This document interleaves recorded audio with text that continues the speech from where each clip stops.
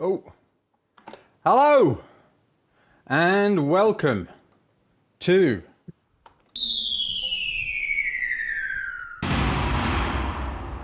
the Idea Explosion Challenge competition. January 2020. I am Mike Monday, and I am joined here with the other Make Music Your Life coaches, who are either side of me. We've got, no, that's the wrong way around. Luke over here and Arash over here. How you doing, guys? Good. Fantastic. How you doing, Luke? Great. Fantastic. Doing great. Excellent. So it's a bit freaky for me because the countdown happens in front of my face, and you get all like, "Wah!" It's literally as you're about to go live. So I'm a bit like jumpy, but it's going to be a lot of fun. This thing, because obviously what we're doing, and that's not working. Hang on a minute. Show. There we go. There we go. What we're doing is we're going to have heaps of fun making loads of music. In so doing, building your creative momentum, and just maybe, but only maybe, you may well be winning this Moog, or Moog, sorry, I should say, shouldn't I? So, I just love those videos. That's the best. Yes, so I was very surprised when I asked Luke to do this, because I thought he was going to be bad. I didn't realise he had this hidden ability to make silly faces, and it turns out he does. So now he's the resident silly face guy, and he's not good at anything else. So, first of all, type me in the chat if this is the first time you've done anything with me, with Make Music Your Life. Fantastic. Absolutely loads of people Oh man.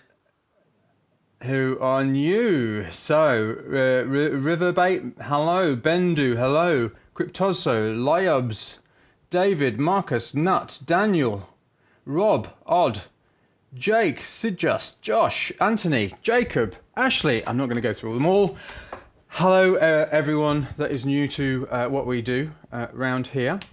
I'm just going to give you a quick introduction before we do anything else. Here's the Cliff Notes. Essentially, I started learning the piano at the age of 7. Then I started the bassoon, then the saxophone, then singing lessons, played in bands, orchestras, done musicals, sang in operas. I did an Oxford University music degree. I was a choral scholar at the Queen's College, Oxford. And then after that, I was 17 years a full-time DJ producer from about 1994 to about 2011. And in that time, I had about 300 releases of various different kinds, including remixes as well, and singles and whatever. But that included 3 albums, and I did thousands of gigs, traveling all over the world for a few years. And then in 2011, I stopped making music completely. I sold my equipment, apart from my decks, weirdly enough. But anyway, I sold all my equipment, and I stopped to focus on building this business, on building this coaching business, which is called Make Music Your Life. In that time, I've coached all sorts of different artists, from very top people. One which I can name is Claude Von Stroke, the guy who started Dirty Bird Records in the kind of house space. I coached him for many years, from about probably 2012 all the way through to when the pandemic hit. We're still very good friends and everything. And of course, thousands and thousands of aspiring artists as well. There are other bigger artists as well, but I'm not allowed to say who they are, unfortunately. Then I came back to making music in 2018 because I saw the success that a lot of my clients were having with the various different things that I created. I was like, hang on a minute, I seem to have solved many of the problems, which was what pushed me away from making music. So I decided to give it a go myself. Re-sparked my love of making music. It's a very, very long story, this, the bit about me leaving making music, but it's a good one, but you'll find out soon. And then using some of the stuff that I teach, I finished an album in around a month, and then I got it as the #1 album, not release. I was actually #2 release on the whole of Beatport, but the release above me was a major label artist who released an EP. So I got the #1 album on the whole of Beatport, and this year I'm releasing one track every week, starting small, just starting on Bandcamp, and then kind of building from there. So that's me in a nutshell. So you go ahead and introduce yourself in the chat to the other people. We won't be able to read them out or anything, but introduce yourself in the chat to the other people. You don't need to go into as much detail as I have, but introduce yourself in the chat, just saying, what kind of music you make, and what you've done so far and where you're from, that kind of thing. While Luke and Arash give a quick introduction. So, Luke, who on earth are you? Who on earth is Luke? Well, I am a musician. I started playing piano at the age of 10, and I just turned 30 last week, so I've been playing for 20 years now. I started producing music around 15 years ago, and been producing ever since. I've released 4 EPs, an album, and probably over 50 singles since 2013. I've done over 1,500 splurges. Whoa! So if you're new here, you're about to learn what a splurge is. Let's see. I am in a duo, and we toured for the past 6 years. Played over 150 shows around the U.S. And while I was doing that, I was working in digital marketing, running Facebook ads, Google ads, and helping e-commerce businesses. And now I am also going to be releasing a track a week this year. And I became a coach with Mike in early 2020. And here we are. Excited to be here. Excited to meet all of you. Fantastic. And then we have Arash, who's currently sitting on top of my head. So, Arash, who are you? The eternal question, who are you? Who am I? According to some philosophy, I am nothing. My name's Arash. I'm an artist, DJ, producer who goes by the name Shammy D, based out of Los Angeles. And I've been, been DJing for over 20 years, been making music for slightly less than that, and had released an album, had done multiple mixtapes, have done tours, lots of performances. You name it, I've probably done a lot of it, and started working with Mike 6-7 years ago now. Yeah, a long time. Yeah, and in that time have also, like Luke, a high number of splurges. I haven't counted it yet, but definitely done a lot. And now it's been worked with other artists, produced other artists, have multiple releases out with other folks as their producer. And now this year, just like Mike and Luke, about to do a track a week, starting this week. Man, we're here. Excellent. Now, how's that going, Arash? It's good. I was mixing a track this weekend. Oh, really? Well done. Excellent. Because just before, I'm sure you don't mind. I always call you out, then I Arash. Just before the new year, you're like, is it all right if I start in February? And I was like, now. What's all this about? So obviously we've been doing the splurging thing for a while, and so we're now, as a result of, because really the overarching approach that I teach in terms of the creative process is quality through quantity. Okay, because there's a kind of meme out there. I mean, it's more than a meme. It's almost like the ground upon which we walk, which is that, it's it's all about quality. I'm not about quantity. It's all about quality. It's all about quality. I'm just not interested in quantity. But that's like saying it's all about food. I'm not interested in. It's just like I don't want to cook, or I don't want anyone to cook. I'm only interested in eating. Now, I suppose if you're a raw food enthusiast, that may well be right. But maybe we could say preparation to stretch the analogy, because they're not in opposition. Quantity is what leads to quality. Okay, and it's, or at least it's the most reliable way to, in the end, produce quality. Which, for quite a lot of people can be like kind of stop them short. But when you actually think about it, it makes a lot of sense. Possibly at some point in your life, one of your parents or a teacher or somebody said, "Practice makes perfect." There you go.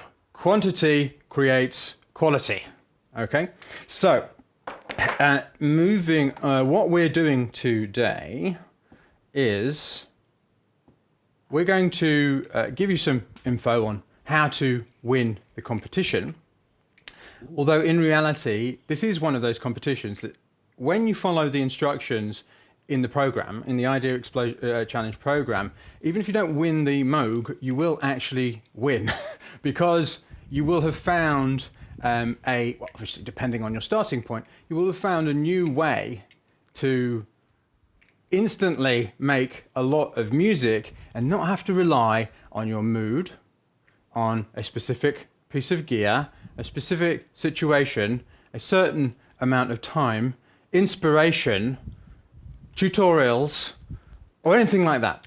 You will develop the ability to create on demand, because we are removing progressively many of the barriers that are there to you doing that you've created, really. Well, maybe not you've created, but you've been told are important.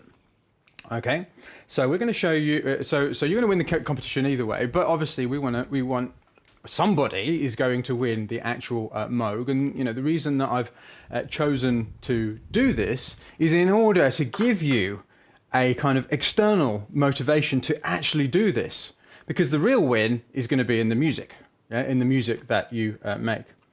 And we're going to show you what a splurge is beyond just a t-shirt that I'm wearing. It's a very specific thing. I'm going to give you a very quick splurge demo. I have to share with you, though, between you and me, I'm a little bit worried about this because I'm using a new DAW that I haven't used very much in this way. So I'm using Luna, just simply because it had the easiest way of actually getting low latency audio to the stream and for all those things to happen. But unfortunately, I've not really splurged very much in Luna. So there's a few things I'm not kind of quick on the keys and everything. But I thought actually that would make a good demonstration for, to show that you can splurge even if you're kind of just starting out, or you're a beginner, or you're not kind of clear with your tools, because I'm likely to make a lot of mistakes. So that's going to be interesting. And then obviously we're going to be answering your questions. And I will, throughout this stream, ask you to post questions in the chat and post things in the chat. So please make sure you do that, because it will kind of engage you in the process, and we can help you out. Really, we're here to help you as much as possible in Discord, in the Discord community, and on these live streams, because there's going to be multiple live streams. There's going to be 6 of them, including this one, every time a new assignment comes live on the coaching site. Okay, but first, before anything else, let's just say, let me get this right. Happy New Year! So, So let's talk about the elephant in the room. Why does it say thousands? Wow. I don't know why it says 1,000, but what it says on this slide, I'm just going to read it because that's what it says. 2020 was thousands a year and a half, wasn't it? It was thousands a year and a half. Yeah, it sounds like a very accurate description of 2020 anyway. Exactly. So it was about 1,500 years. Is that right? Yeah. So it felt like it. It was the most insane year of my life, and I've been here a fair amount of time. Let's not say exactly how long. So it was an absolutely insane year. Terrible things occurred, and also a lot of terrible things are still occurring. But I think it's really important for us to kick this off with something positive. Let's just get our mind in a creative space, because honestly, if you focus on the negative all the time, that naturally, in your mind, narrows your focus. And one of the elements of creativity one of the most important elements of creativity, to encourage creativity, is for you to broaden your focus. Because creativity is partly about pattern recognition. And if you're narrowly focused, that's not a very creative state to be in. Okay? So, post in the chat, what was your biggest win in 2020? Let's just start there. What was your biggest win in 2020? Luke, what would you say your biggest win in 2020 was? Probably starting working for you. Hey. That's nice. Nice. You've got a gold star there, Luke. Yeah, excellent. How about you, Arash? You took my win, man. Yeah. We both have the same win. Okay, so my biggest win in let's just do it. Let's just do it all together. Let's just have a mutual loving session. My biggest win in 2020 was getting Luke and Arash involved in this coaching thing. So there we go. So if you could, Arash, could you read out some of the biggest wins that people are posting? Yeah, absolutely. We got a lot of wins. Mm-hmm. Let me see. Scott says the Leap 8. Nut, releasing 5 tapes. Marcus, I released my first album in 2020. Fantastic. David, Time. Colin, released my first 2 albums. Megan, finding endless and collaborating with amazing people. Super El Mundo, personal progress, Live Society, clarity of vision, Dodo Real, still alive. Electret, started an online open mic show. Sam Champagne, learning how to use Ableton. Rob Fotheringham, learning to master a few tracks myself. Kevin L, made an album with a rapper, releasing in the spring. Misha, finished and mastered a decent song. John M, finding Mike Monday, definitely the love continues. Aaron Carly found the Juno 106 on Facebook Marketplace for cheap, nice. Oh. For fans of Wet Circles, released an album. Ty Lloyd. The Post. All right. Fantastic. We could obviously be reading all of these out for forevermore. But it was interesting when I did this with one of my team members, and we actually went through the year and what had happened and what kind of had happened, and many of the things that had happened in response to the sort of disasters that have happened all over the world. We did actually realise that while what happened last year and is continuing to happen is awful and a tragedy, that many great things have also happened which wouldn't have happened without it. And it is helpful. This isn't about like putting your head in the clouds and thinking about rainbows and unicorns. This is more about being able to do something, because it's very easy to descend into an endless vortex of like, the world is going to hell in a handbasket. And in many ways, I guess it is, but it always has been. And what are we going to do about it? Is the question I'm always asking myself, because you're kind of shaking your fist at it really is somewhat of a waste of energy in many cases. So anyway, talking of wins, This is meant to play on its own, and it didn't. There we go. Let's talk about how to win the competition. Oh, Luke. So, oops. How we're selecting the winner is with this question. Who got the most out of the challenge? Okay, so that's what the question that we're going to be asking at the end of this challenge. Now, obviously, there's a lot of people doing the challenge, and it is a challenge to figure out who that's going to be, right? Who did get the most out of the challenge. So here's how you will get the most out of the challenge. First of all, follow the instructions on the coaching site. And by the way, if you didn't know already, get the schedule, the assignments, and the recordings of these live streams on makemusicyour.life. That is the coaching site. You'll see the Idea Explosion Challenge competition there. All of the instructions and assignments and what you're supposed to be doing appear. They're not all available immediately. They appear when they appear, right? So the first Splurge will be available there. There's even a downloadable little thing which gives you the core Splurge rules as well. So please do follow the instructions even when you believe they're unusual, right? When I said what we do here is quality through quantity, and you went, what? Then you're probably going to think that some of the instructions are unusual. Okay, so just go with it. All right, open your mind to it, yeah, because one of the ways you're going to get the most out of anything in life is to be what I call coachable. Somebody who doesn't hold on to every single thing that they have heard, everywhere, that questions everything. This is really a questioning process. And that means being open-minded. Of course, questioning everything means questioning what we're saying here as well. But what's the best way to question something? Just to argue against it? No, it's to actually do an experiment, right? To test it in the real world by going into things with an open mind.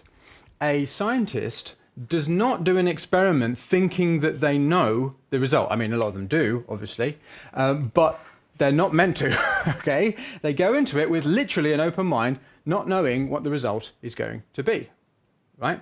So if you're skeptical, that's absolutely fine. Be skeptical, but questioning doesn't mean needing to be convinced before you even try it, right? Being skeptical means trying it and seeing what happens so that then you can make a judgment, right? So that's the first thing. Ask a question when you don't know what to do. That should say don't know what to do, sorry. On the community or in these live sessions, yeah? So I'm saying ask when you don't know what to do, but notice I'm not saying ask when you don't know why you're doing it, okay? The way that I do things often is I won't exactly tell you why you're doing something because I want you to have the insight for yourself, okay? Because by doing the thing, you will get the information of why, right? And also, if you could describe the creative process, you can describe the creative process in many ways, but one of the fundamental skills that you need to develop in order to make the very best music you can and the most of it is the ability to move forward in a state of uncertainty.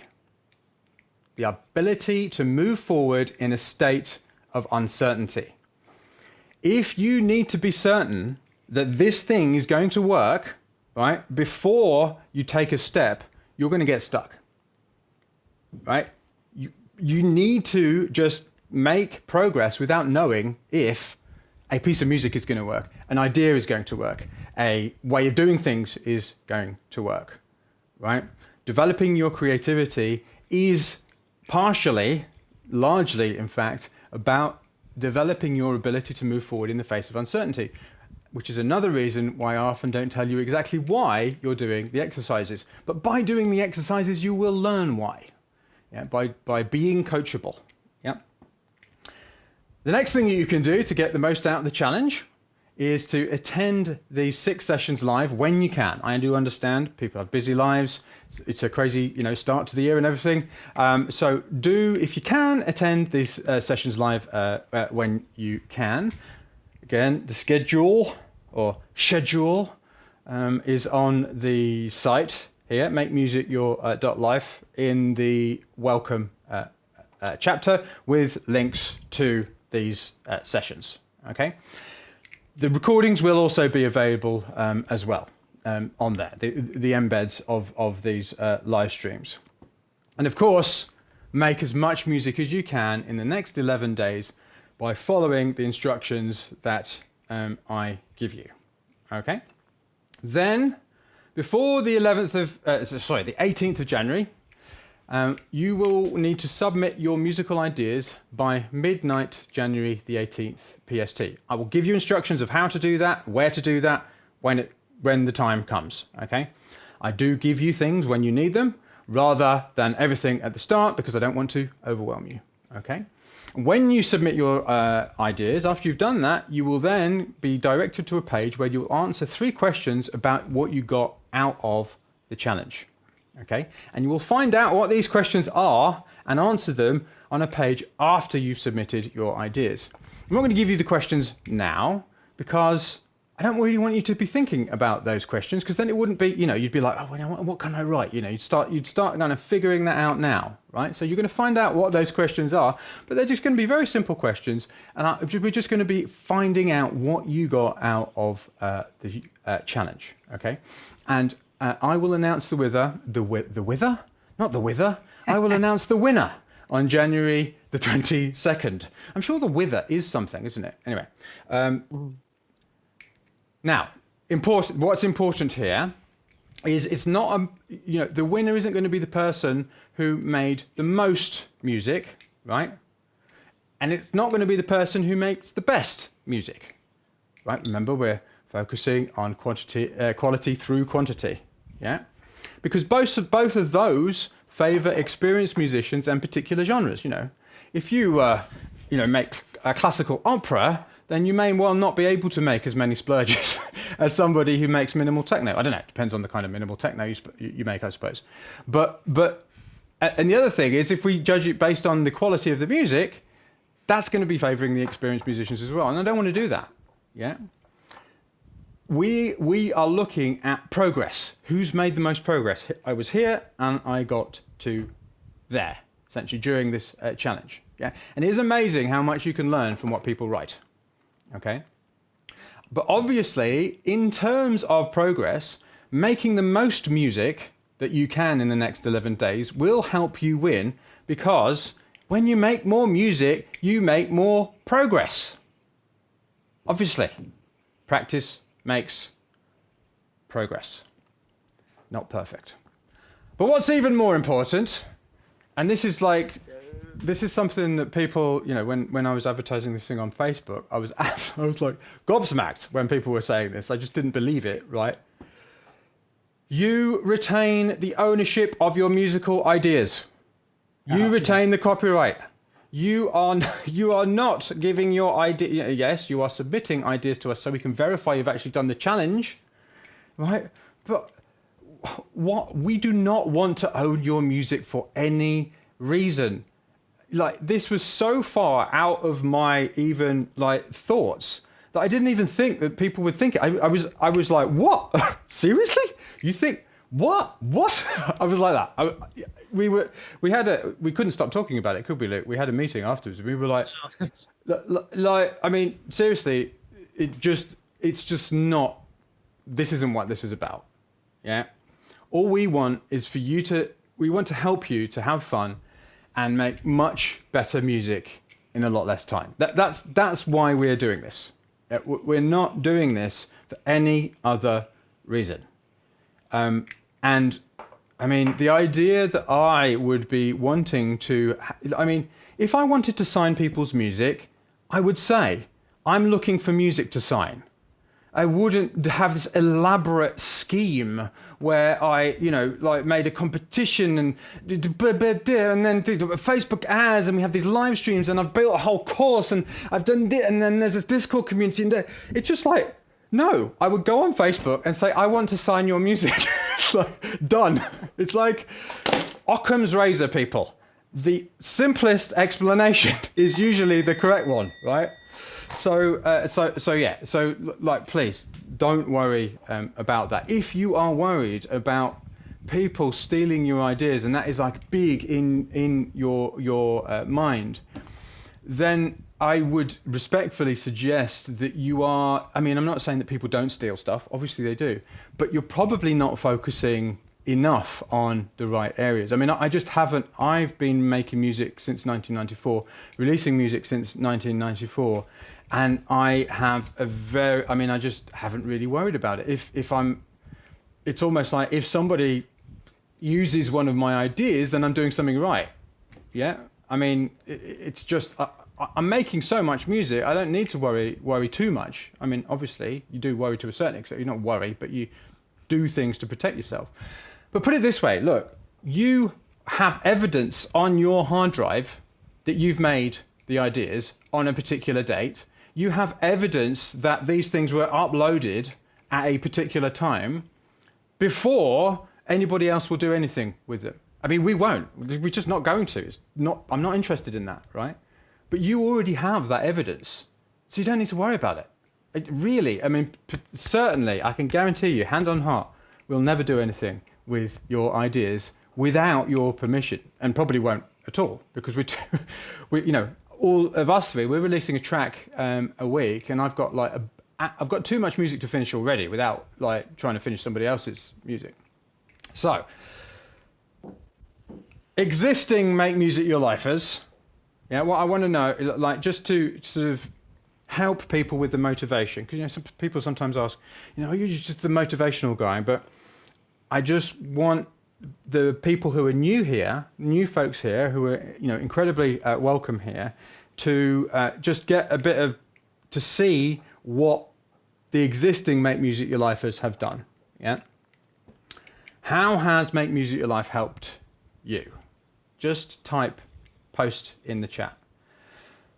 Just post in the chat some of the ways that Make Music Your Life has helped you.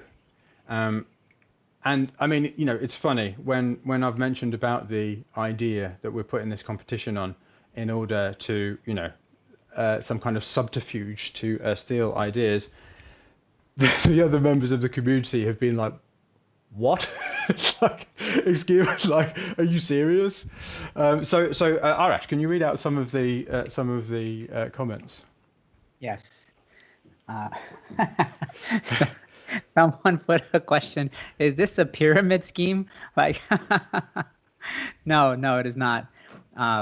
The Safe Nafe, Mike's ways do work, and you must keep partaking daily.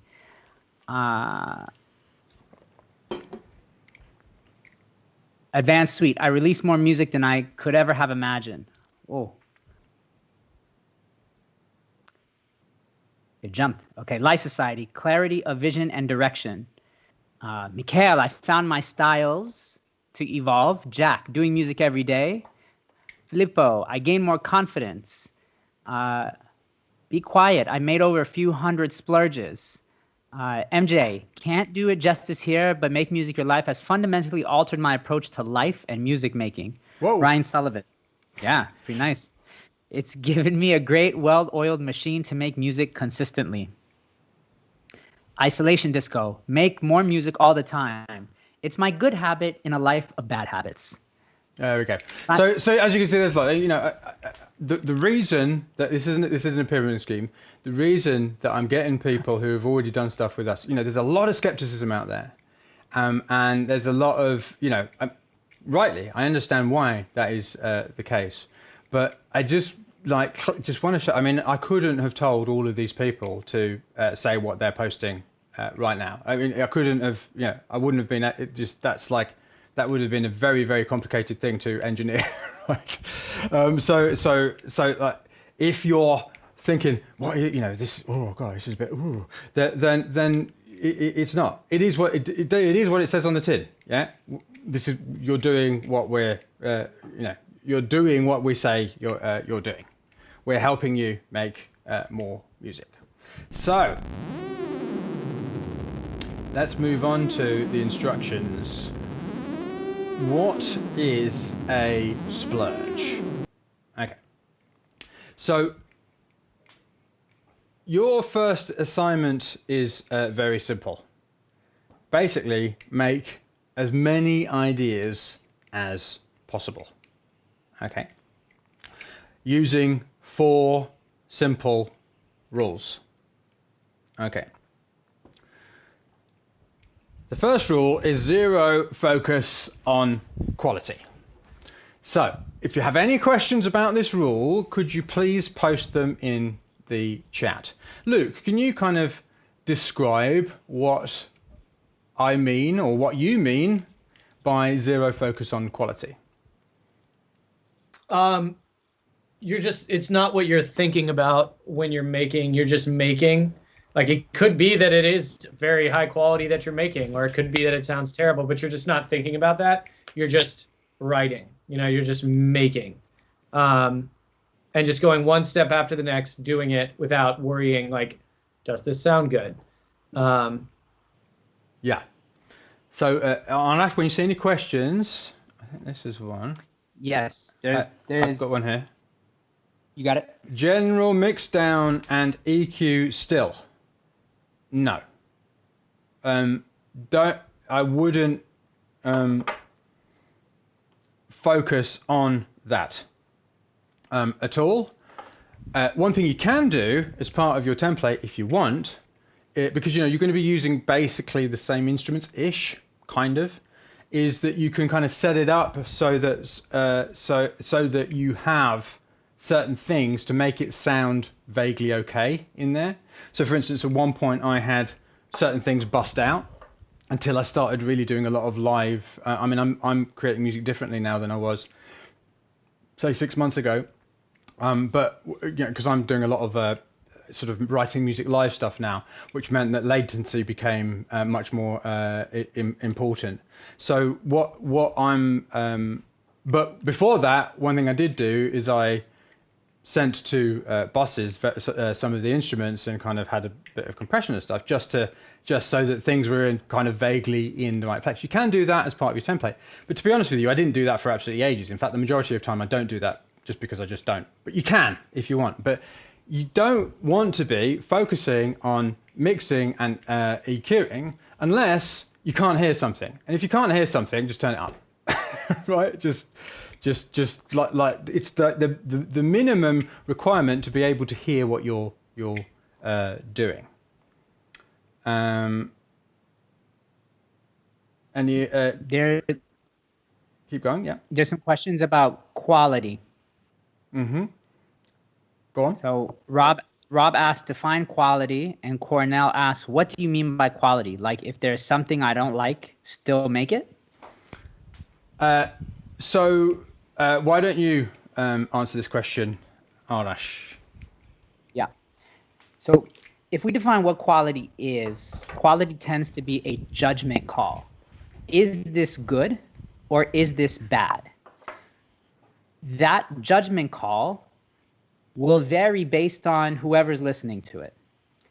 Therefore, everybody has their own definition of quality. When we say make music without concern for quality, what we're saying is execute the idea. So there's an idea that will come to you. There's an idea that you will come up with. You have something in your head, you put it out, or you find a sound that excites you and you create something with it. And it's about letting the idea, bringing that idea to life without worry about whether or not it's good or bad. It's just you go from thought or inspiration.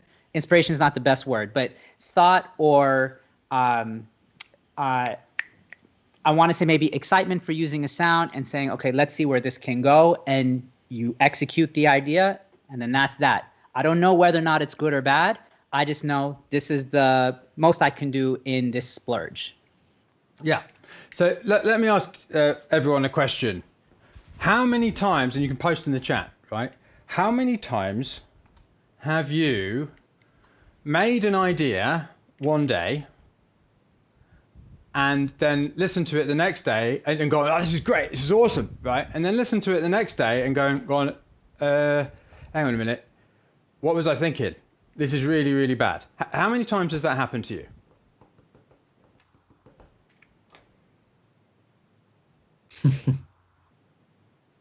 Heaps. Every day, someone says, every damn time. Yeah. So I think if you've been making music for any length of time, lots, always, more times than I'd like to admit, at least 10 to 15 times every single day of my life. Right. So this is and similarly, the opposite happens. How many times have you listened back to an idea and which you thought was rubbish that you maybe made a while back, and then you go, actually, this is pretty good. So what does that say? What evidence does that give you about your judgment of quality in any given moment? What does it mean for the reliability of your judgment of quality in any given moment? If you've had that experience, what does that mean about your judgment? Right, it changes. It's too harsh, or maybe the opposite. Yeah. Mood dependent. Depends on your state of mind. My judgment of quality is crap, Gilbert. Yeah. Not reliable, Kevin. Yes. Right. So if your judgment of quality, what you like in any given moment, is not reliable, let's think about this. What sense does it make to use that as the defining thing that tells you to move forward or not? It doesn't make a lot of sense, does it? Because it's unreliable and it's constantly changing. Now, you may well say at this point, yeah, well, so then what do you do? What you do is on this screen. Don't focus on it. Yeah. Don't focus on quality. Now, one of the purposes of the Splurge is for you to ask the very question, define quality. That is exactly the question that this rule is kind of uncovering for you. Yeah. And at this point, if this is new to you, you're going to you maybe find it hard, find it frustrating. You're not going to quite know what it means, but what this is about is actually figuring out what it means. Yeah. I actually want you to define what quality is and how it holds you up. Because I just want to be clear here, we are looking to create the maximum quality music at the end, by the end of the process. This isn't about making bad music all the way through to the end. But another question to ask yourself is, does every great idea come from a good idea? No. Some great ideas come from bad ideas. Yeah. Does every great initial idea turn into a great piece of music? No. So again, just release that tight hold on quality that you have in a moment. And developing this ability to let go of your quality judgment. I mean, it's not that you won't have quality judgments. It's just that you will develop the ability to ignore them. So that, and here is the phrase that you want to remember when you're splurging, so that you can have an opinion later. You keep telling yourself, I'm making something which I can have an opinion about later. That's it. Yeah. You're not trying to make crap. Yeah. But it's okay if it is crap. It doesn't matter. Yeah. So do we have any other questions about this rule? No. Great. So,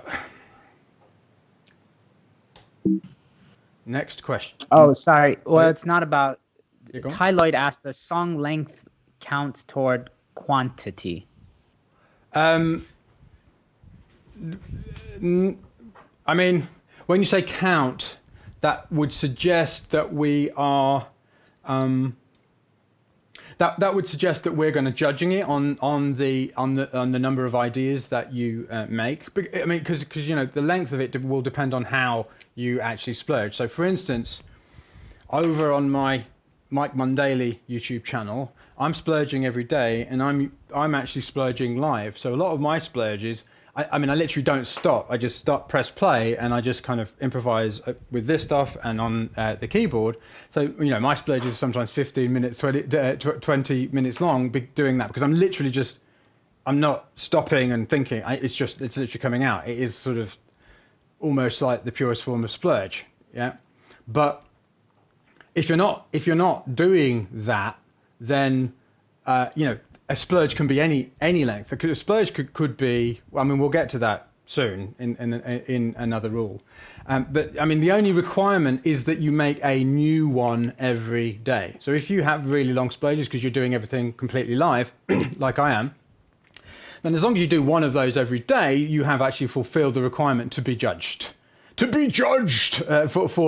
Moog competition. Yeah. But yeah, I mean, in general, if you're not just performing things live, then I would say shorter ideas tend to be that's a better route to go. Yeah, be quicker, do less. It doesn't have to be fully formed.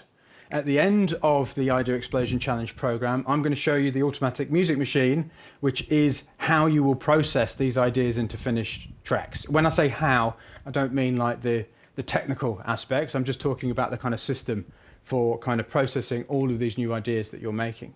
Because you're not going to be remember, you're not going to be finishing all of your splurges. I mean, Luke, how likely is it you're going to, how many splurges did you say that you have in your automatic music machine? Like 1,500. Okay. How likely is it you're going to be finishing all 1,500 of those splurges if you're also making a splurge every day, more than one splurge every day at the moment? Very unlikely. Very unlikely, right?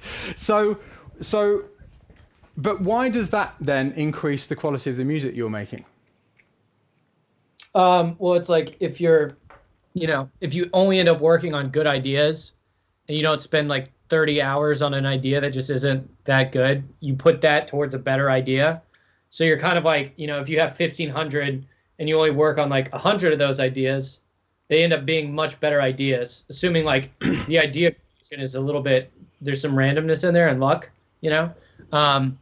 especially with the first idea. So you just end up only working on stuff that you're excited about. Exactly. At the end of the day, it doesn't matter how brilliant you are, some percentage of your ideas are going to be rubbish. There's just like, it doesn't matter. You could be the greatest musician in the world. That is always going to be the case. And nearly all other music production, music composition training is focused on increasing the percentage of good ideas to bad ideas. But there's another route.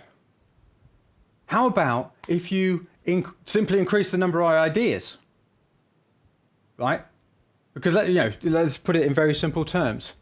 If you had two music producers and one of them then had exactly the same skills, they were twins, they had exactly the same equipment and they had exactly the same everything. They'd been through exactly the same thing. So we've got producer A and producer B. Or musician A and musician B, composer A, composer B. Composer A makes one track in 1 year. Composer B makes 100 tracks in 1 year. Arash, who's going to have the better music? Composer B. Yeah, was that the one who made the 100 ideas? Yeah, that's right. So composer B. Yeah. So who's going to have the best track?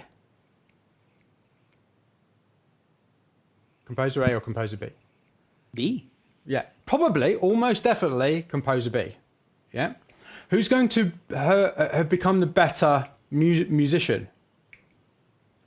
Easily B. Easily B. Yeah, that second one, that's arguable, but I could argue it pretty well, given all of the people I've coached. Right. And then, but also, crucially, who's going to have made the most worst music? No question, producer B. Exactly. Like composer B, musician B, producer B will have made the most worst music. Therefore, being okay with making bad music is a requirement to go as fast as fast and as far as you want to go. Okay, so let's move on to the next rule, which is really in service of the first rule. 100% focus on speed. Yeah, making things as fast as possible. So, does anybody have any questions about this rule?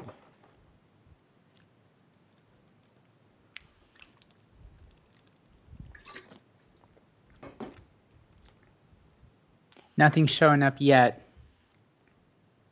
And just to remind everybody that this is just the beginning. You know, more information is going to come.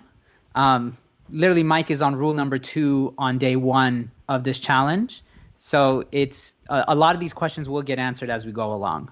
Yeah, I mean, what are the kind of things that where did that come from, Arnash? What's the?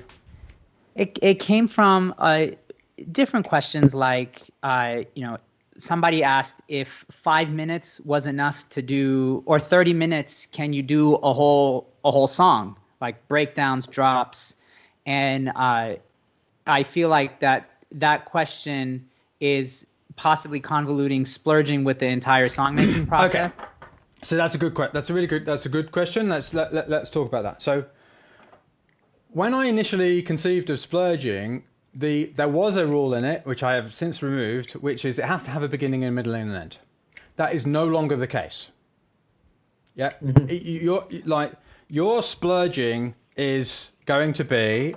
In fact, let me move on to the next rule because we'll talk about it in that. Yeah. So when it's done, when the splurge is done, this is the third rule: export or record the audio and save the project files.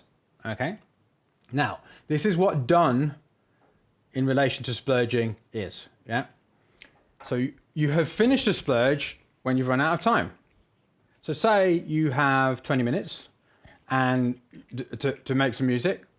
So you splurge for 20 minutes and you run out of time. Okay, now you've done. That means that you export the audio or record the audio and you save the project files.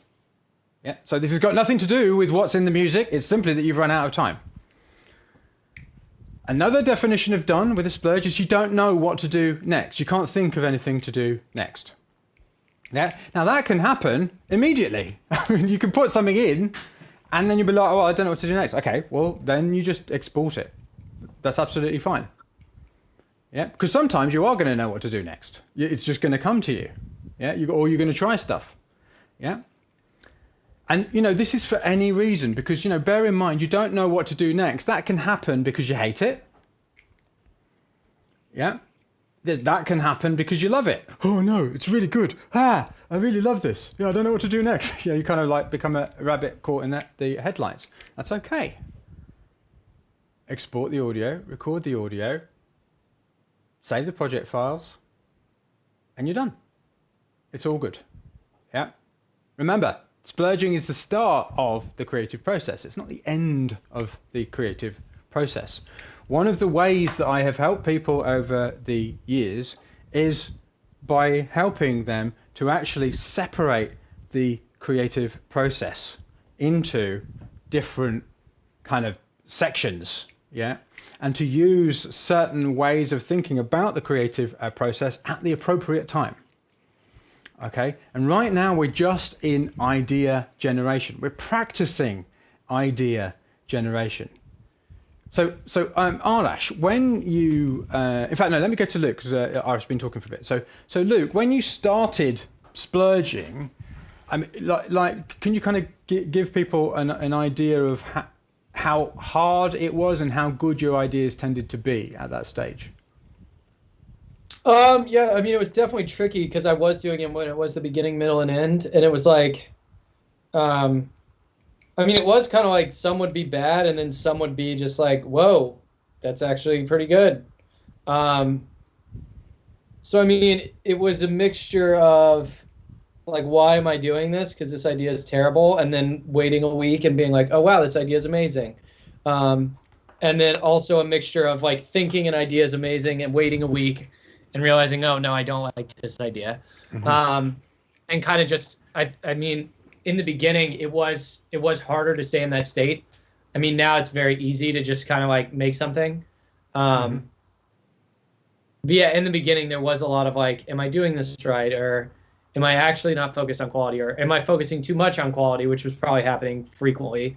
And it's really just a matter of like, you know, doing it frequently, and then it starts to get a lot easier. Right. Yeah. Fantastic. So I've just found a few questions I'm just putting up on the screen here. So Silverbeat asks, how do you keep track? Don't worry about that for now. Just put the splurges into a folder, follow the instructions. Don't worry about that now. I will show you how to keep track later on, you know, on day 11 of the program when you've done splurging. So just don't kind of, again, we tend to think, oh, you know, 10 steps ahead, which can be useful in certain situations, but in others, it just holds us back. If you, again, moving forward in the face of uncertainty is a skill that we want to develop in the creative process.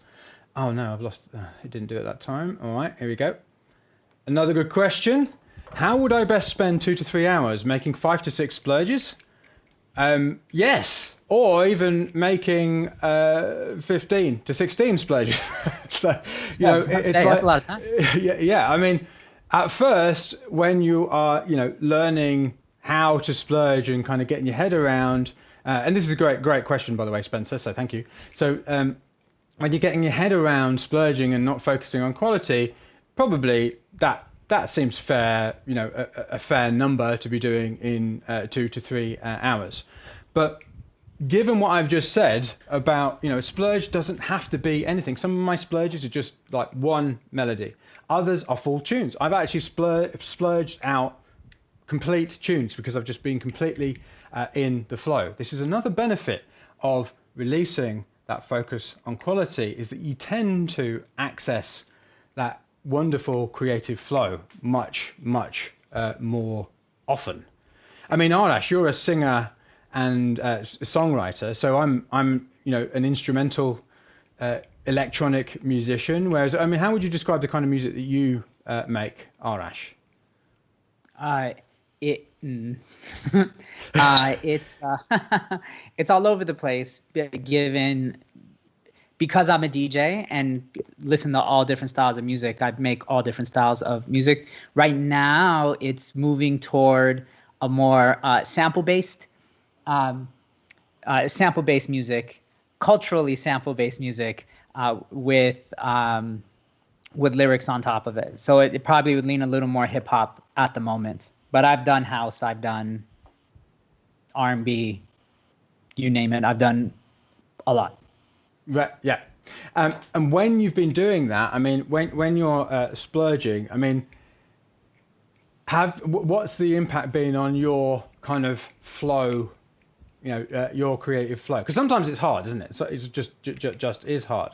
But with, I mean, have you found that splurging has helped you access that kind of special place where things just happen? Absolutely. Yeah. It's, I think, having practiced the splurge for years now, it's gotten to a point where I can hear an idea and say, oh, let's go. And then in 10 minutes, come up with something and not worry about the quality of it. Just say, okay, cool. Here's an idea that's executed. Or someone might have an idea and I can run off that and execute it and then say, all right, here's something that we can start with and go from there. So it's made me more, I want to say, excited to just, it's my favorite part of the process, creating. And so, as you know, yes, and yes, you know, and finishing these things is absolutely important, but we don't need to finish them before we've started them. It's kind of like putting your foot on the accelerator and the brake at the same time. What happens when you do that? You go around in circles. Maybe even you start looping and looping and looping. Sound familiar? So it's the same thing. Yeah, we're just taking our foot off the brake and pressing the accelerator. So is the splurge result the entire session or just the resulting ideas? You record the the piece of music that comes out. Yeah, I mean, I think it's a good idea for you to actually, as you're splurging, to just be putting the ideas instead of into a loop into, like, I mean, you don't have to do an arrangement. It doesn't have to be work. Again, we're not focused on quality. We're just putting the ideas on a screen so we can listen to it later. Yeah, obviously, when it comes to the listening session, which will happen on day 11, having longer splurges takes longer to listen to, right? But so, which is another benefit of doing shorter ones. But yeah, you're not bouncing out the idea. You're just, it's much more relaxed than that. Yeah. So another question: shall the 5-band always be the same plugins, or I don't know what is? Or is it okay to change from synth to strings or double bass to complete other plugin?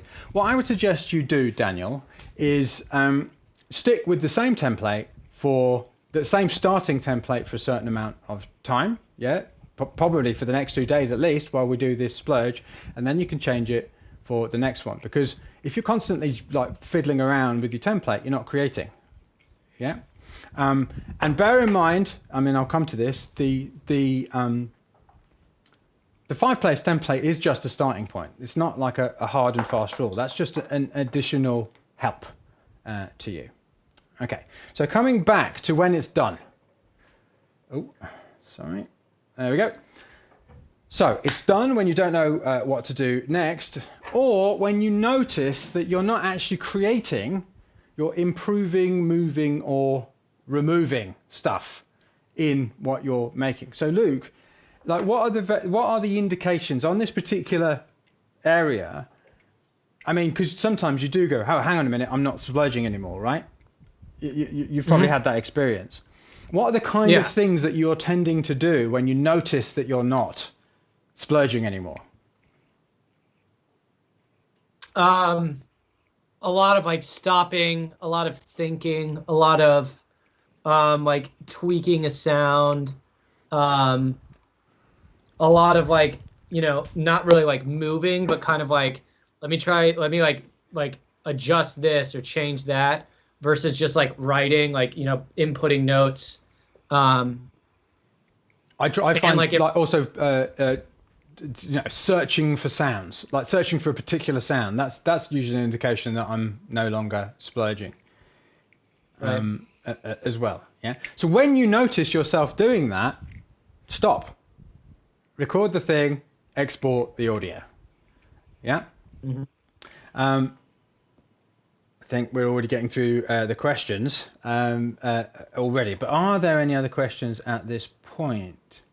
Okay. This one. But do we have to focus more in music theory or sound design synthesis, or both? Okay, so Ardash, that question. Thank you. Great question. Taupe Maero. So that question, what might be not the problem with the question, but what might that be indicating that taupe, I'm just going to say taupe, is sort of focused on? Designing, I'm thinking. Yeah, I mean, indicating. I don't. So when I think about making music, I don't think, okay, I'm focusing on music theory, or I'm focusing on sound design, or I'm focusing on music theory and sound design. I'm focused on making music. Right, creating. So you don't need. I mean, I'm not saying you don't. It's not a good thing to do, by the way, right? But just I'm talking about what you need. You don't need to know music theory to make music. You don't need to know about sound design. You don't need to know about synthesis. You simply need to make ideas. Now, like, people misunderstand what I'm saying there, which is like, oh, Mike Monday says that these things aren't important. No, it's not. I'm not saying that. I'm just saying you don't have to be focused on those things in order to make music. I mean, music theory, I mean, I don't know whether it's lucky or unlucky, it's kind of partly lucky and partly unlucky. I'm lucky enough to have been taught music theory from a very young age. But then there are some great musicians who have never learnt any music theory. Like some of the best musicians in the world they've practiced music, which has meant that they've learnt what is behind the music theory, right? But music theory is an abstraction away from the actual creation of music. It can help. Yes, absolutely. It can help. I mean, you know, you're currently listening to a guy who has been trained in it, but it's not making music. Making music is making music. Making music isn't music theory. Making music isn't sound design. So yeah, I mean, you're just making ideas with the skills that you have now.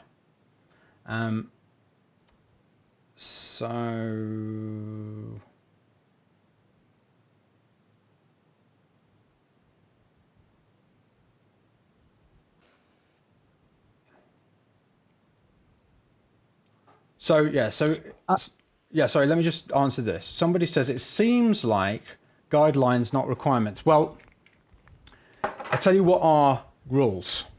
What our rules are: 0 focus on quality. That's a rule. That's not a guideline. That is a rule.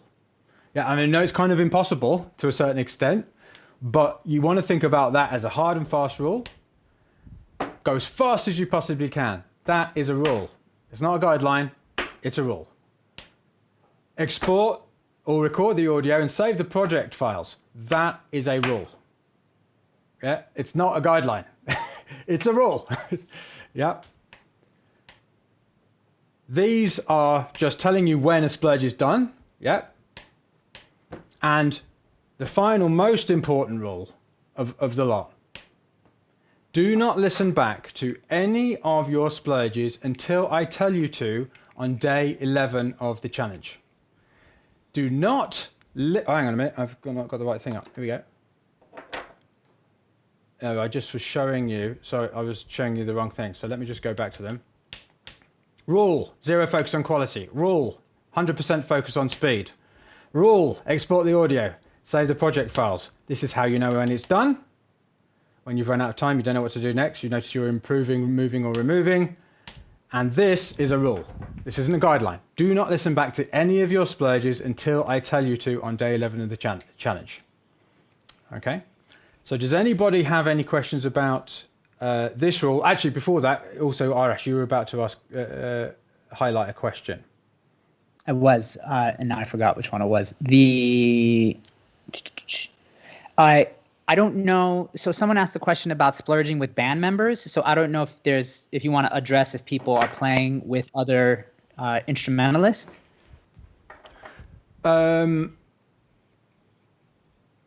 If possible, I would be doing this challenge just with your own idea, because it's going to be very, very complicated to involve other band members. Like, even if you're a producer, there have been many kind of producers of other musicians who have, done splurging and use the automatic music machine. But presumably you do make your own ideas as well. Just for now, for this challenge, just make your own ideas, because involving other people is going to be very complicated at this point if you're doing it for the first time. So that's what I would say about that right now. Just quickly, do we send you the project files as well as the MP3s? We're not there yet, folks. So I will tell you what to do. It's going to just be the MP3s, right? But just don't. You're not going to be sending us anything right now.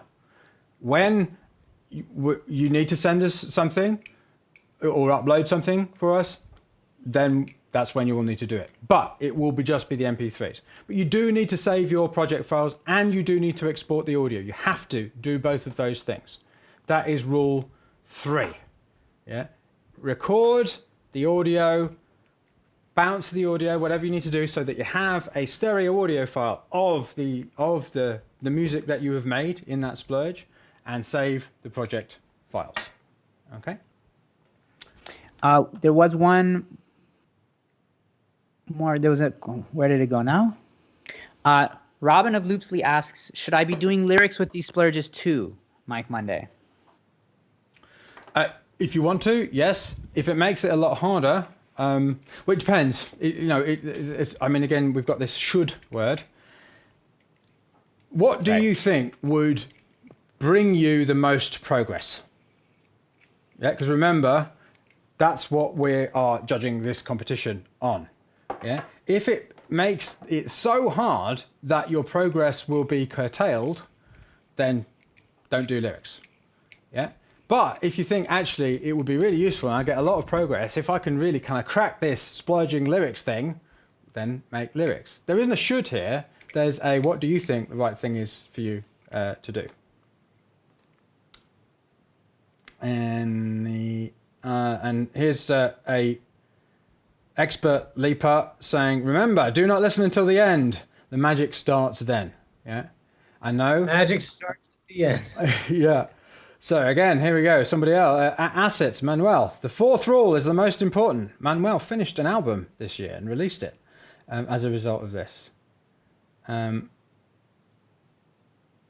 Did I miss the part you do a short splurge, live splurge today? No, you didn't yet. I haven't done it yet. James, how should you organize your splurges? Folder a splurge per day or by style, etc.? I would just put them into a splurge folder for now. Just one splurge folder. Let's not get overly complicated about this. Kenneth, talking about this rule. Do not listen back. This is the number one rule. You'll be surprised. So yeah. Any other questions that you can see? Oh, here's a good one. Is it bad to have too many splurges? Do you ever get lost listening to them all? All right, let's just address this right now. I'm going to show you. How do I do this actually? I think I need to do this one. No, that's not that one.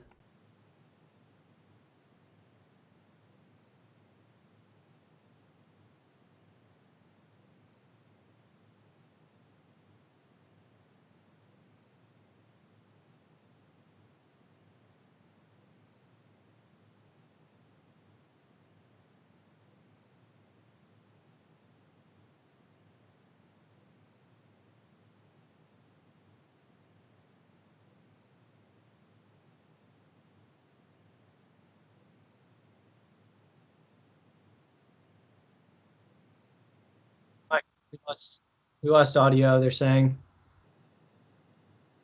I can hear you, but they're saying, can you guys hear Luke?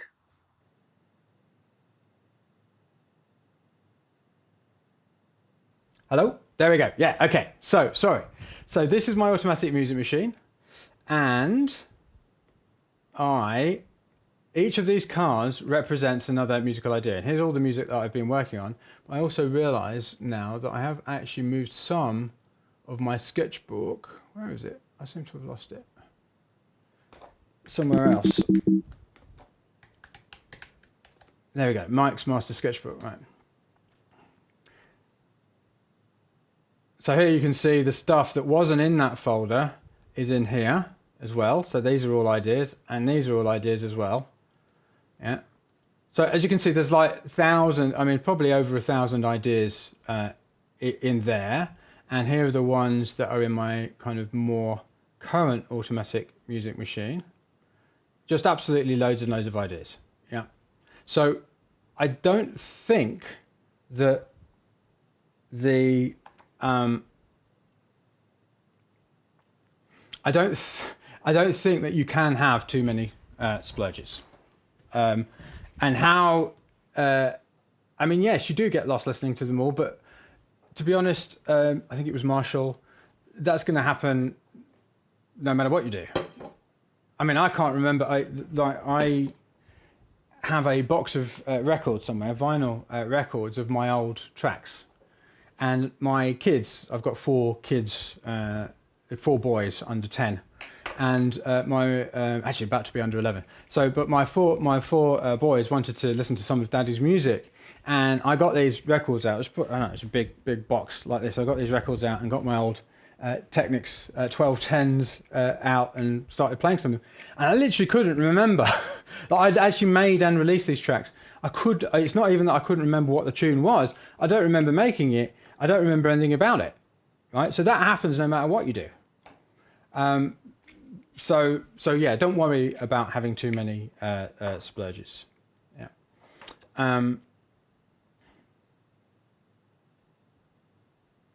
Consciousness Production says, should we name them Splurge 1, etc.? You can name them whatever you want to name them.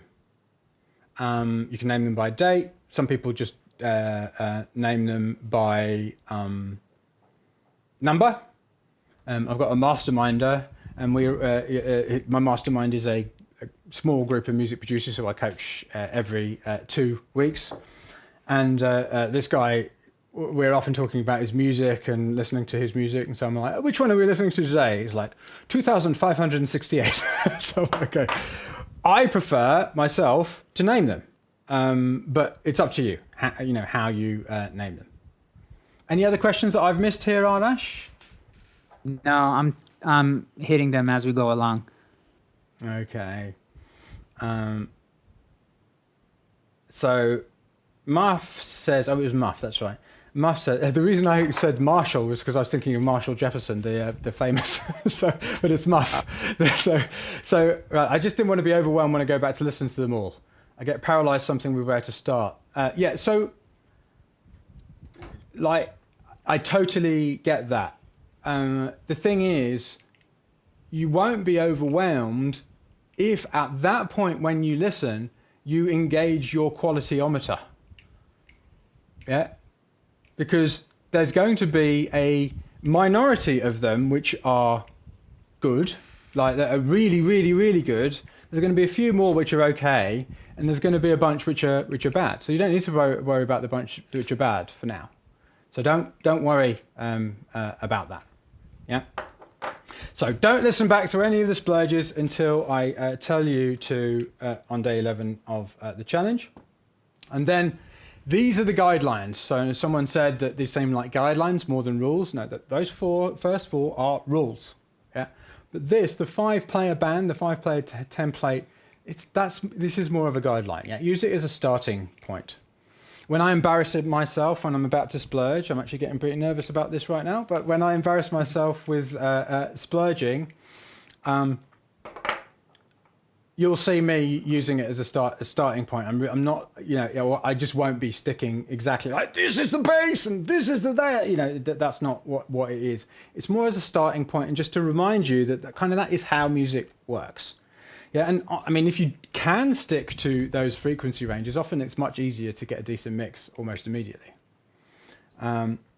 So that's a starting point, and those are the rules of the splurge. So I'm about to do the splurge demo. Do we have any other questions about these rules right now? No, sir. Okay. Oh, I love this.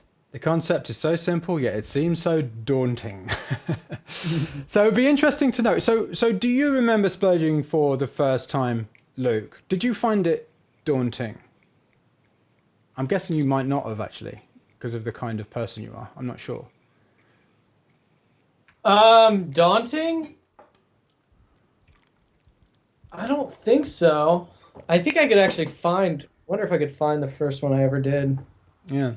How about you, Arnash? Did you find it when I first said to you, just make this music and don't focus on quality at all? Did you find it daunting? No, but I think I was more like, how is this going to work? I feel like because of how I was working, which was spending hours on one track, there was a sense of liberation in shortening the time and not worrying about what comes out. And I think you said it after a while, like the music just felt different because there wasn't so much labor put into one track. You can hear the difference. Yeah.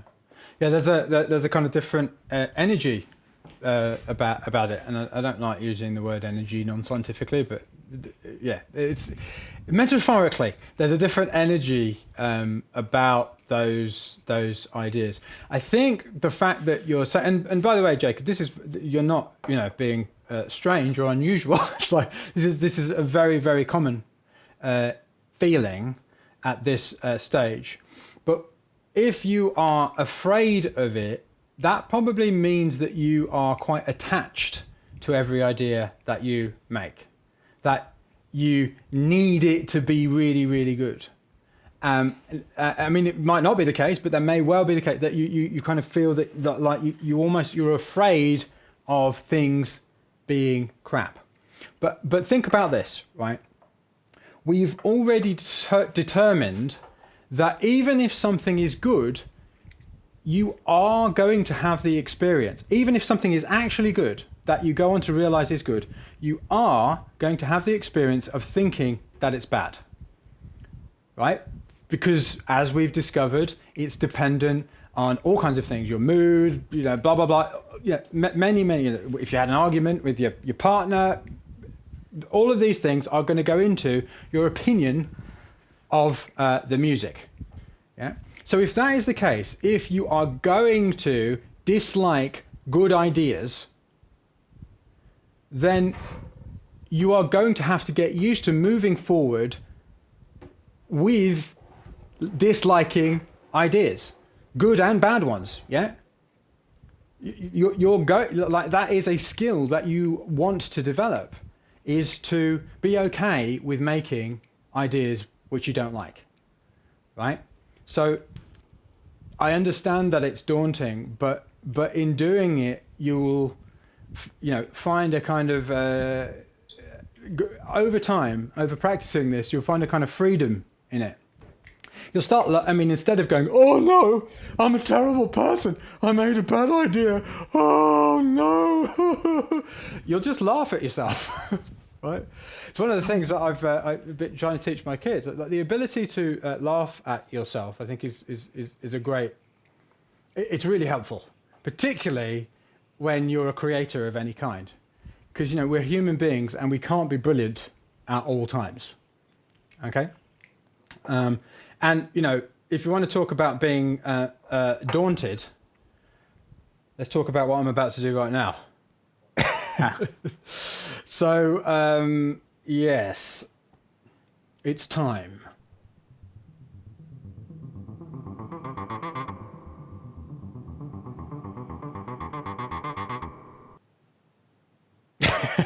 That one. Oh man. So I'm going to do a quick Splurge demo. Now, just to be clear, there's a little bit, I haven't quite managed to work out the audio stuff.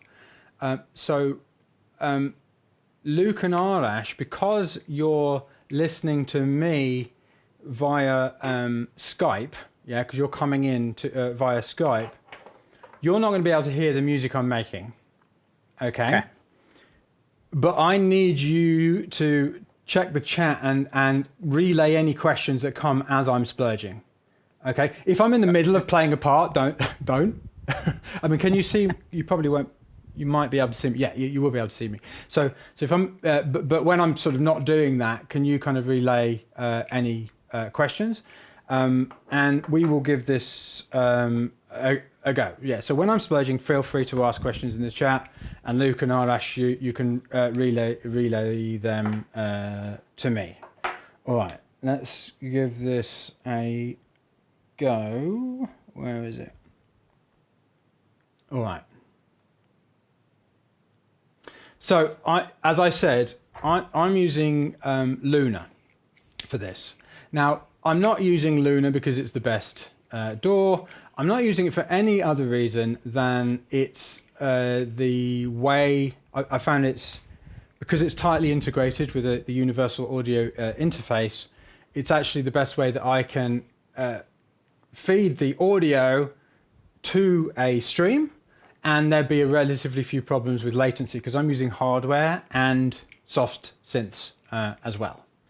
Okay, but Luna isn't the thing. Yeah, I mean, I use Logic, I use Ableton, I use Luna. I'm just using it for the purposes of this live stream. Also, bear in mind, you can splurge if you're a singer-songwriter, as Arash is. You can splurge, hip hop, country and western. You can splurge classical. You can splurge anything. Splurging, it's not specific to a genre. It's not specific to a setup. You can splurge with hardware. You can splurge with software. You can split. I mean, we even had somebody come through the LEAP program, which is the sort of flagship program. We had someone come through the LEAP program who was a composer who wrote on paper, literally composed on paper. You know, that kind of a composer. So there isn't any magic in what I am using here. Yeah, we need to get out of that mindset. Yeah, but I will just show you the template that I came up with, which is my drums are, in fact, I can make this bigger.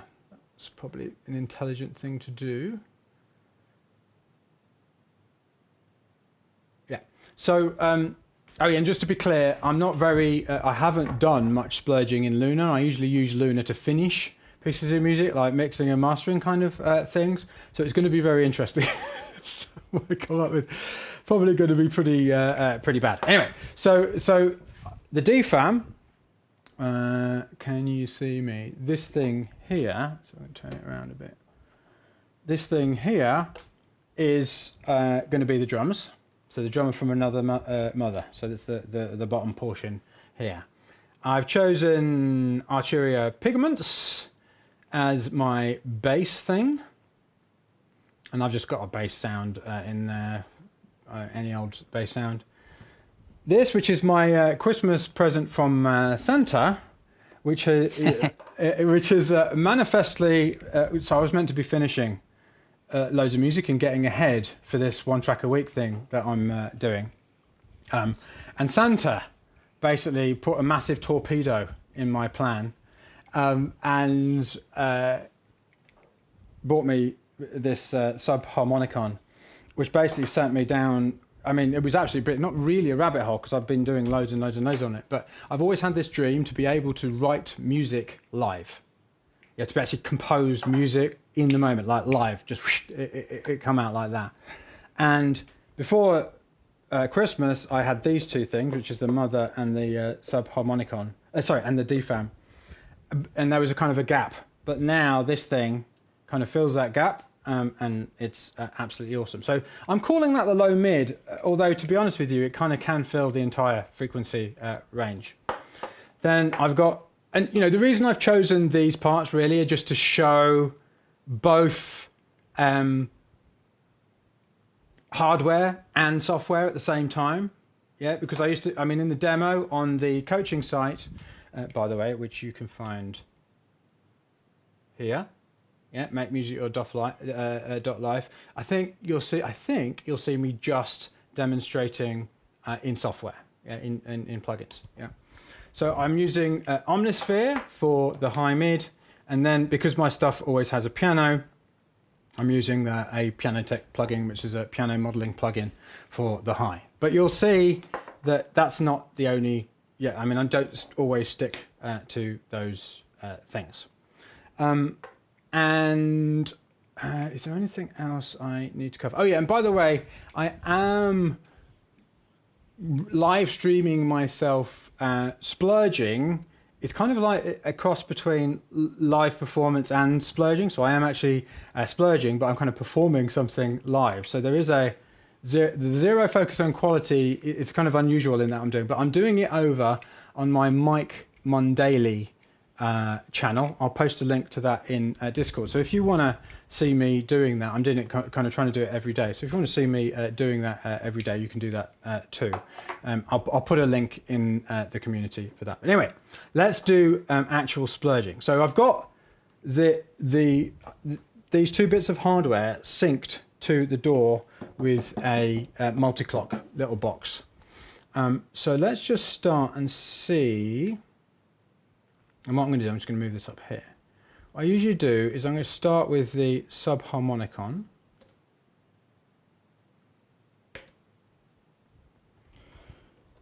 Try and get some sound. Hang on a minute.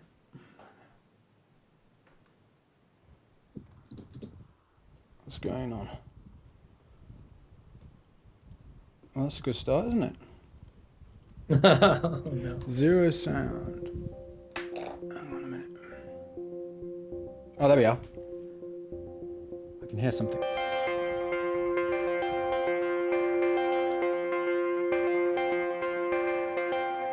All right. So bear in mind that I'm not really making, I'm not playing anything here. I'm just going to fiddle around. So just to be transparent, this is actually a sequence that I did yesterday, so I'm going to change it, okay? So I might put my headphones on so I can hear what I'm doing.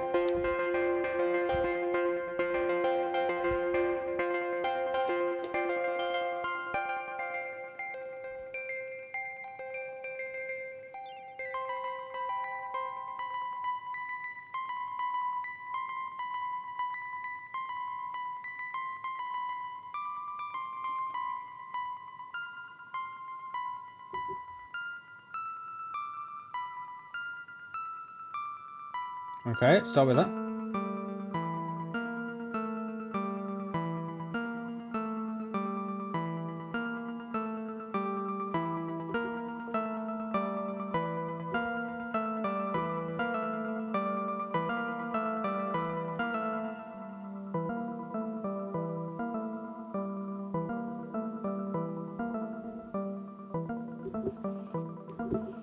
All right, let's just start with that. I've got a little blues thing going on there. So I'm going to just put a bit of a DFAM beat in now.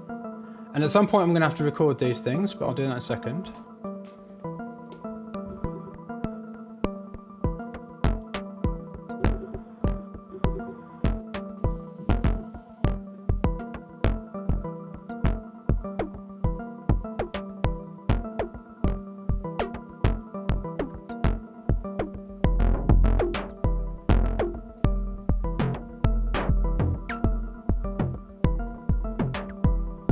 Okay, it sounds, I'll do.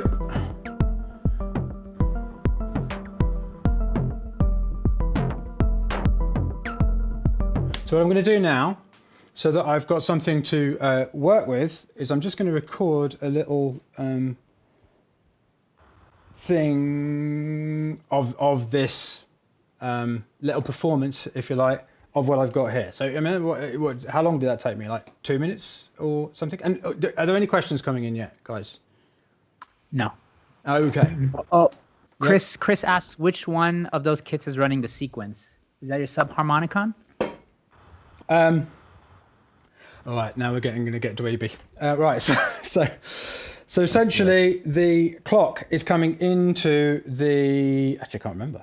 What is the clock coming into? Oh yeah, no. So the clock is coming into the subharmonicon, right, out of the multi-clock, and then I've got so that's clock into the subharmonicon, and I've got clock out going into the DFAM. So basically, it's just a clock output into the DFAM, essentially.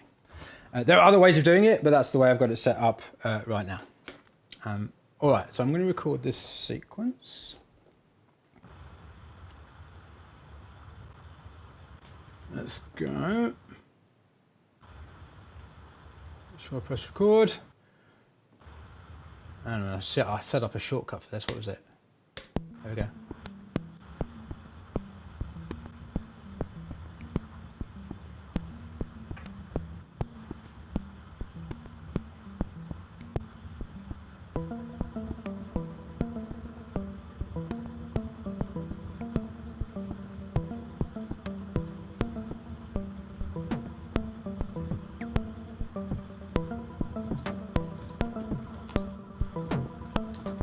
I'll answer the question about MIDI clock in a minute, Rob.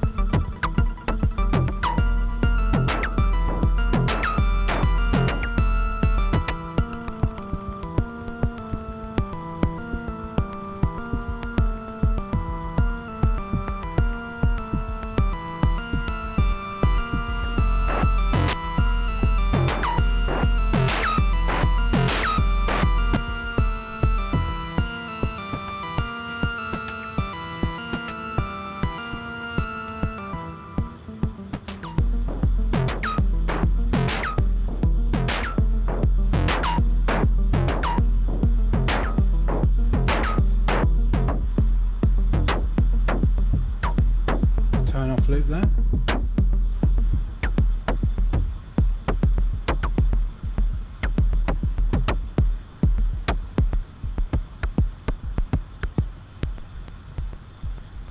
Okay, so now I've just recorded something in there, so I don't need to worry about that for now.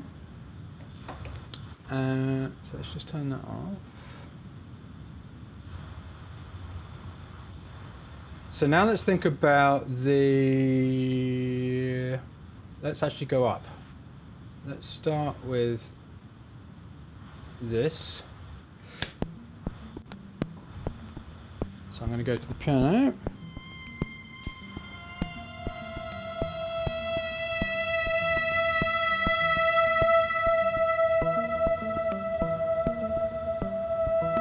I'm just going to record something. I'm not even going to try. I'm not even going to bother trying to find a part. I'm just going to play.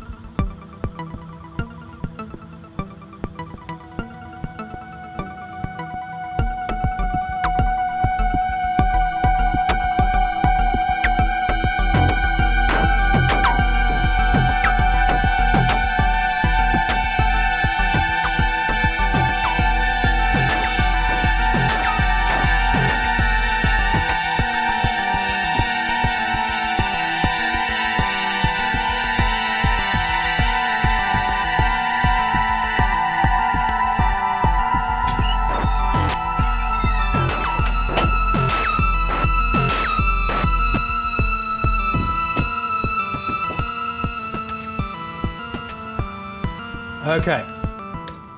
Please say I recorded that. Oh, what? You kidding me? I didn't record it. All right, let's just pretend I've recorded something in there. This is because I haven't, what's the word? Yeah, I haven't used Luna.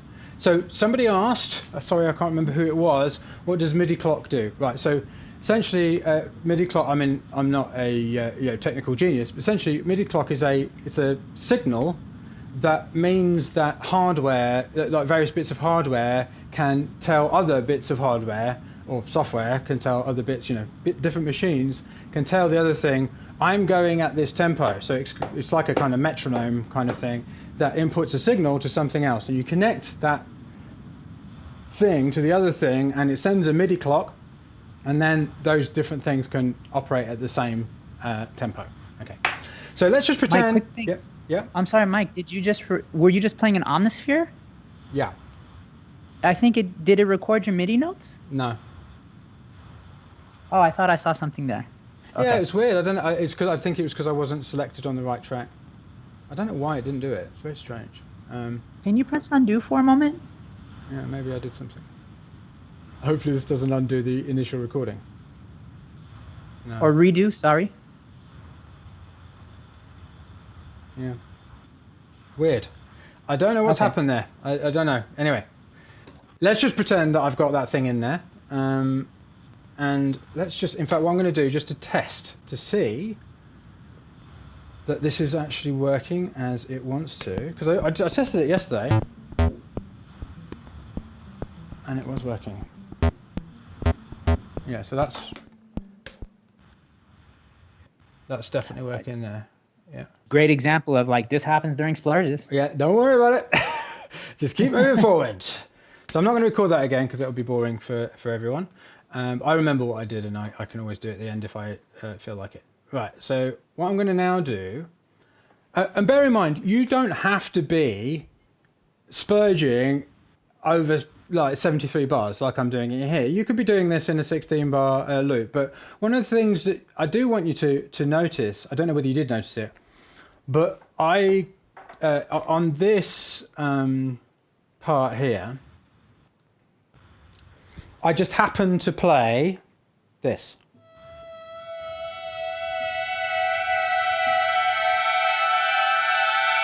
Yep. I didn't stand there before playing it and go, what am I going to play? Right? I just did it. And then what did I do? Later on, I did the same thing. I kind of developed it, if you like. And this is just a kind of overarching skill that it's like you don't, like even the smallest little idea, you can kind of take somewhere else.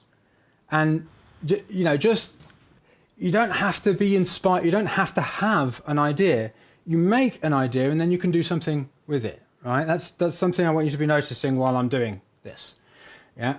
I mean, I don't know whether that idea is good or not. I'm not really paying attention to that. I'm just doing it. Yeah. I'm just letting it be.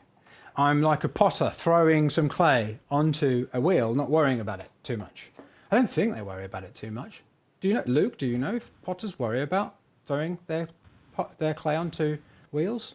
Maybe they do. It's one of their biggest fears. They are constantly just stressing it. I mean, it just potters lose sleep. There's am I going to get it in the middle? Am I going to get it in the middle? Oh, I've got to get. There's got to be a tutorial about it somewhere on YouTube. How to get the clay into the middle of the wheel perfectly. Right. So let's go with this bass. So we're in E. So what I'm going to do is I'm going to start it a bit in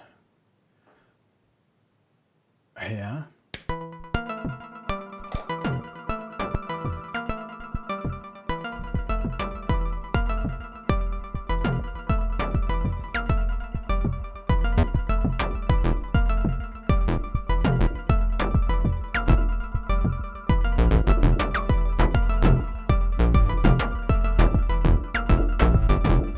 Okay, that'll do. Literally the first thing I played.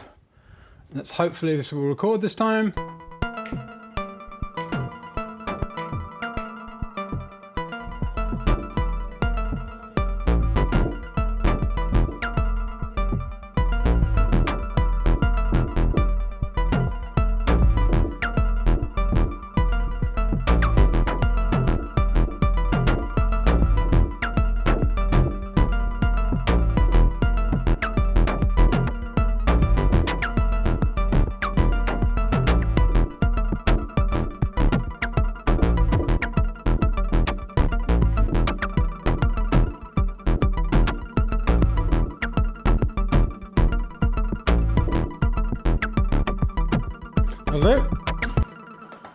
Now you heard there, I went out of time a bit. I'm not even going to worry about that. I'm not going to change it. I'm not going to edit it. I'm not going to fix it. I'm just going to leave it.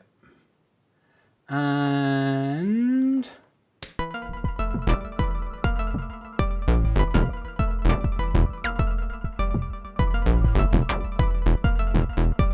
there.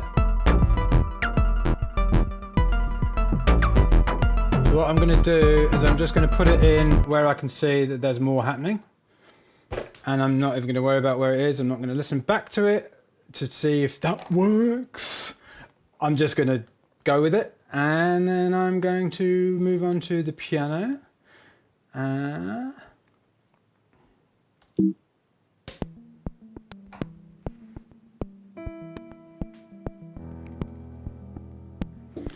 you know what? I'm just going to record. Let's be crazy. Should we be crazy? Let's just like live life on the edge, man. Right.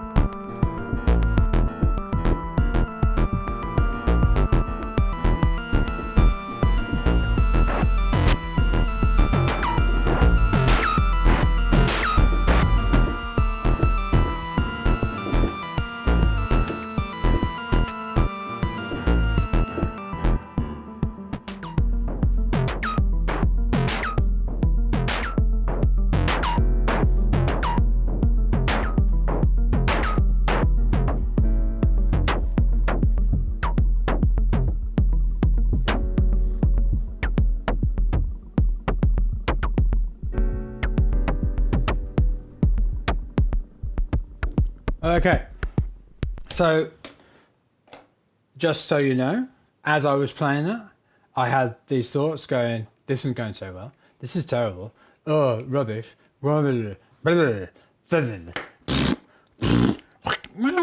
Monkey mind. Like this. I'm not going to do anything. I'm just going to leave it. I am literally just going to leave it. Okay? Because it doesn't matter. Because, do you know what? I could, like, if I like the rest of it, if I decide to take this one forward, if I like the rest of it, I can remove that later. I can change it. I can edit it. I don't need to do it right now. Right? There's no, I might not even decide to use a piano. I don't know. But I'm just not focusing on quality. I'm just doing it as quickly as possible. Now, so I realized the reason it didn't record was because, I don't know why it was actually, it should have recorded. Anyway, I'm going to try and do this string thing again. And then it's just so, because then I will feel finished. Okay.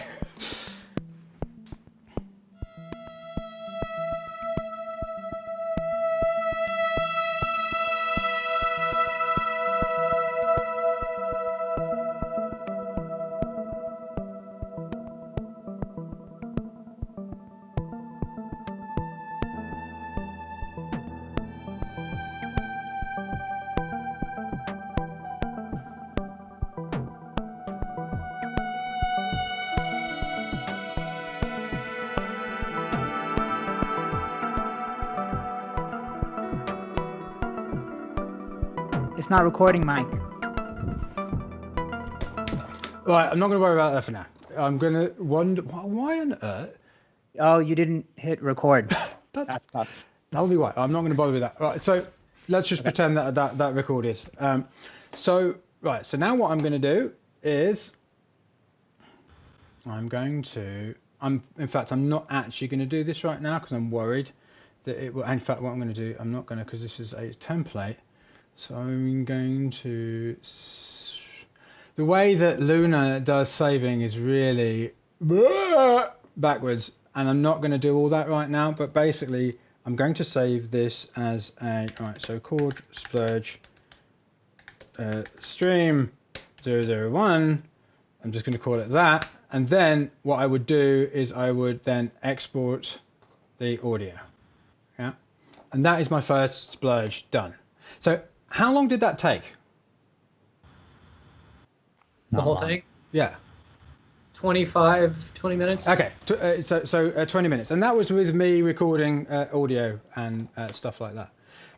So if you're just doing, if you're doing it in, if you're doing it in loops, and there is a demo of me doing it, I think when I say loops, I mean, in software, in 8-bar sections, it can take you a lot shorter than that. The reason it took longer was because I had to play it over and over again. So obviously, if you're using hardware and recording takes and things like that, it does take long. I mean, it just takes longer. That's why we're not judging this competition based upon number of splurges, because that wouldn't be fair to people who use hardware and things like that. So were there any questions that came up as a result of seeing me doing the splurging? Not about the splurging. I think the questions got into more technical type questions about clocks, and Christoph asked, will this be a track for next week's release? No, I doubt it. But, I mean, it might be. I don't know. Well, actually, no, it's not that. I haven't had enough time of not listening to it for it to be a track for next week's release. So basically, I'm not, there needs to be enough space between me having done it and me, me having done it, listening to it, and then decide to do something with it. Actually, what I might do is I might actually perform this track. I might do another take of it. I might perform this track over on my Mike Munn Daily channel after this live stream is done, which will be soon. How do I don't actually know what the link is. Basically what I'll do is I will leave open the chat here of this when we finish this live stream, and I will link to the event once I've set it up, and then I'll actually do a kind of the way that I am actually doing my splurges with this track if you fancy watching. You don't have to, of course, but I'll do that as my Mike Mondaly thing. It's a separate channel where I kind of just do my music thing. It's less about coaching and helping you, and me doing my music thing. I'm doing performances and things like that. So I will do that after this. So 2 questions. Yeah. Consciousness Productions asked, did you basically just improvise until you ran out of juice? I wouldn't say I ran out of juice. I mean, I do run out of juice. I'm not saying that because I feel threatened psychologically, because I often run out of juice. I need more juice. Where can I get more juice? But yeah, no. So no. But on this occasion, it wasn't that I ran out of juice. I think the reason that I stopped when I did was because I didn't want it to get really boring for people who don't like this kind of music. And I just wanted to show you how little focus on quality there is. Now, I know there's going to be, probably for some people, an objection, which is the not for everyone, because some people will think that what I just did was absolutely appalling, right? But for those that didn't think it was absolutely appalling, some people are going to go, yeah, but Mike, you've been doing this for, you've been making music for 25 years and blah, blah. So therefore your level of quality is really, is higher. So it's easier for you to do. The thing is that one of the elements, I mean, again, this is another reason to learn splurging and to kind of practice this, is that one of the things you will find as you get better as a creator, as a music maker, as a musician, as a composer, whatever you call yourself, as a music producer, as you get better, your quality control will improve. So you're always going to think you're not very good, right? It's like the thing that you were trying to achieve is like the horizon. You move towards it and it moves away from you. Right? It just constantly does that. So if you're looking for, to feel like you're the greatest music producer in the world and everything you do is brilliant, hire a ghostwriter. No, don't do that. We don't like people doing that. But you know what I mean? It's like, it just will never happen because you're always going to get, like, your aspirations are always going to be in front of what you can do. So, like, that for me was like that. It was literally like, I was just like, oh God. Particularly the piano part. I was like, I didn't mind the Omnisphere part that didn't record. Yeah. So I didn't mind that one, but the piano part wasn't into that. The bass, it was a bit like that. So yeah. So don't fall into the trap of having that objection. Yes, but it's different for you, Mike.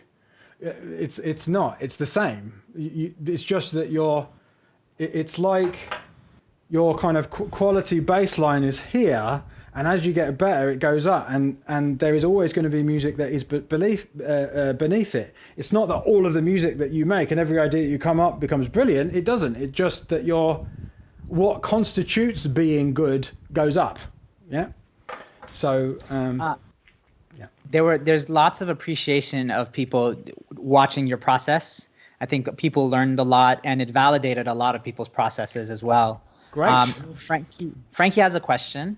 Do you ever feel overwhelmed as to how you'll arrange the idea or splurge you just made? So, do you ever? That's a great question. Do you ever feel who was it from? Frankie. We've got to find a way that you can actually put these things up on screen. I'm going to ask Ecamm, like, here we go, brilliant. Do you ever feel overwhelmed as to how you'll arrange the idea or splurge you just made? Overwhelmed as to how you'll arrange the idea or splurge you just made. Okay, Luke, what is the problem behind that question? How is Frankie? It's a great question, really great question. Thank you for asking it. So, what is the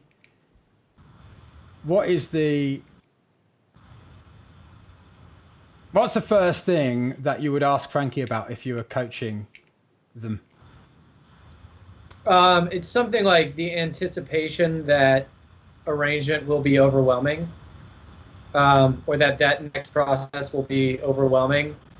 There's like an assumption built in there, like it's going to be difficult, as opposed to like the Splurge where it was easy. Like, because like it sounds like he's assuming that the Splurge, just by watching you, is a fairly easy thing. But then after that, there's going to be some overwhelming, terrible thing. Whereas it is still possible to, after the first Splurge, keep splurging with things like arranging the idea, and keeping it just as simple. Yeah, I mean, if you look here, I mean, this is an arrangement. I mean, I'm not saying it's a good arrangement. Yeah, I'm not saying it's the right arrangement. I'm not saying it's the best arrangement it could be, but it is an arrangement. So I already have arranged it. So I'm not overwhelmed by the arranging of it. And I mean, there is an element here of always worrying about the next thing, or the thing after the next thing, rather than just thinking about the thing that you're doing. You can worry about how hard the arrangement will be later on, but to be honest, the arrangement doesn't need to be so difficult. One of the things that does make it difficult is it's almost like the longer you stay in a loop. Yeah. So if you start by just making an 8-bar loop, and you stay in that area, you listen to this piece of music as a loop for hours, days on end. It's like the longer you listen to something in a certain context, the more it will become that to you. It's like it becomes concrete as a loop. And if you do that for too long, it's simply the fact that you've heard it as a loop for too long that makes it hard to arrange. It's one of the biggest things. It's because you can't, it's almost like you can only conceive of it as a loop. So, I mean, one of the things I would recommend is just, even if you haven't got enough, in air quotes, just start laying things out as soon as possible, immediately. I mean, you'll see, as I said, I've created an arrangement there. Again, it doesn't matter whether it's good or not, because I'm not focusing on quality. But like getting stuck in the loop is because you've been stuck in the loop quite often.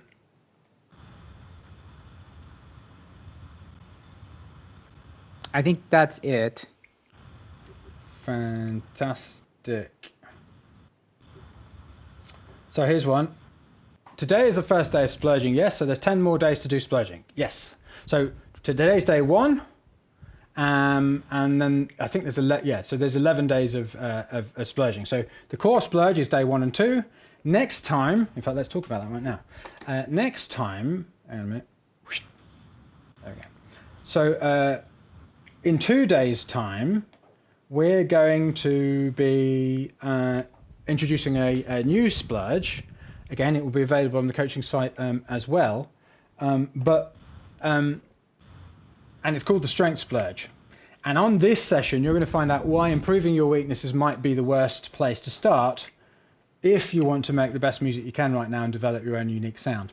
Now, that's one of those things, a bit like quality through quantity, where people go, what's he talking about? I don't improve my weaknesses. I'm saying, I'm not saying you don't improve your weaknesses, but I am saying it might not be the best place to start. Right? Because what happens if you only improve your weaknesses? You just have very strong weaknesses. Right?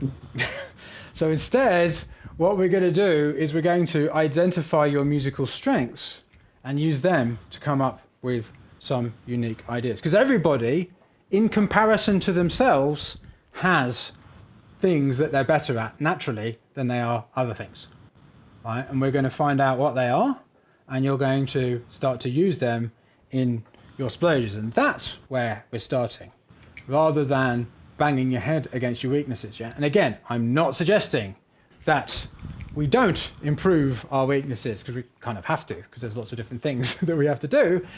But let's start by focusing on our strengths. And that's what we're going to focus on next time on the 6th of January. And that is also when a new Splurge will be appearing on the coaching site, which is here. Make music your life. So basically there's 11 days of splurging. Today is day 1, so you've got today and another 10 days.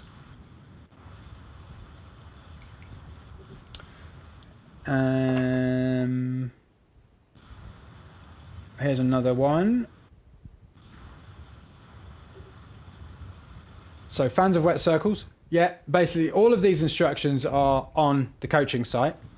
Yeah, so go and check that out. There's a I don't think there's a download of the 5 players thing, but you've got it right basically. It's drums, low, mid, high mid, and high. Yeah, drums, low, mid, high mid, then high. Yeah, just think like bass, tenor, alto, soprano, double bass, cello, viola, violin, bass, rhythm guitar, lead guitar, voice, that kind of thing. They're basically, this kind of frequency range thing kind of exists in lots of different places. This is one of those questions. How many a day as a guide? I would like to ask you a question, Subfi, and I want the answer. I want a clear answer. How long is a piece of string? And if you don't have the answer, I'm going to be very cross. The requirement is that you do 1 a day.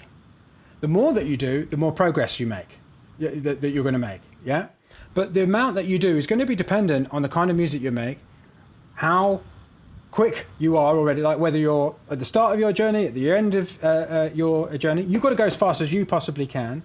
So what kind of music you'll make, how quick you are as a music producer, your skill level, what the tools you're using, whether you're using hardware, whether you're using software, and what your life is like. Right? Whether you are like incredibly busy or whether you've got loads of time. So I can't say that there's a guide. All I can say is that you need to have done, in order to qualify to be, for the competition, you need to have done 1 a day. And but obviously, the more that you do, the more progress you make. So you'll be able to answer the questions after you submit the things much more kind of truthfully, clearly, and that's how we're judging the competition.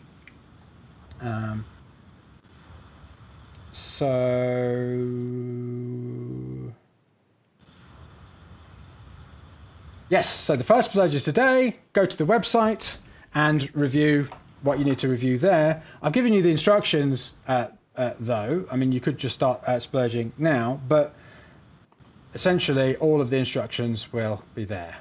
Yeah. Rob, it's funny to think that you can play this off the cuff, but folk think you'd steal all their ideas. Yes, I know. That's maybe why I didn't think of it. I'm like, what? Why would I do that? It just doesn't make any sense to me. There.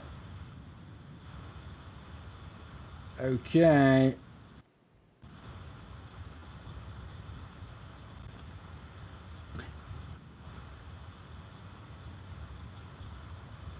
I'm just looking.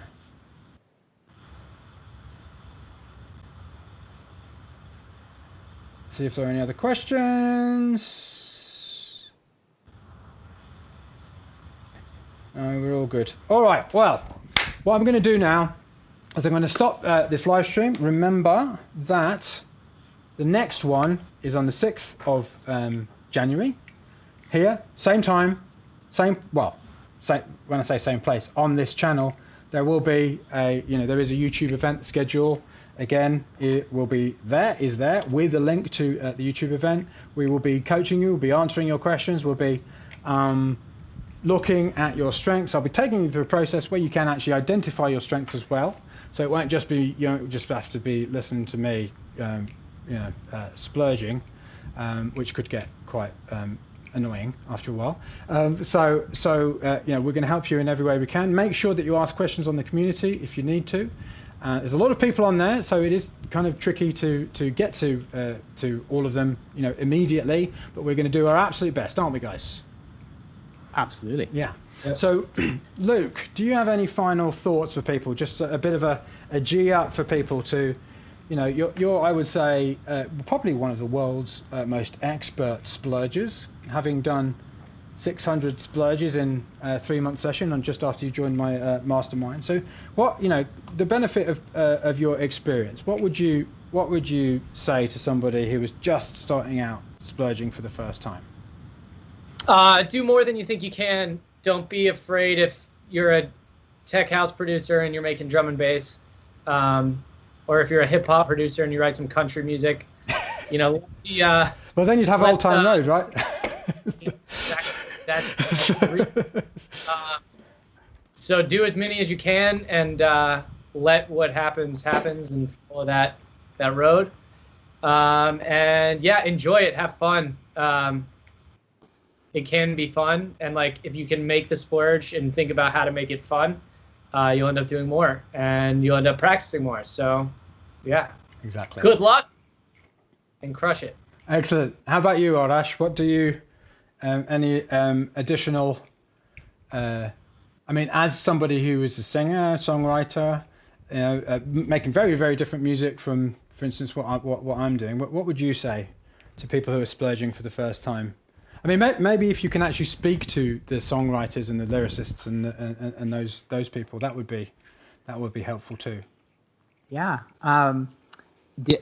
Just get started. Get started. I used to wonder, when am I going to get good? When am I going to make the magic right away?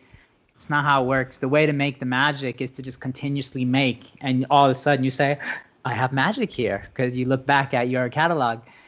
So if for everybody, just get going, and for the songwriters, same principles apply to your lyrics.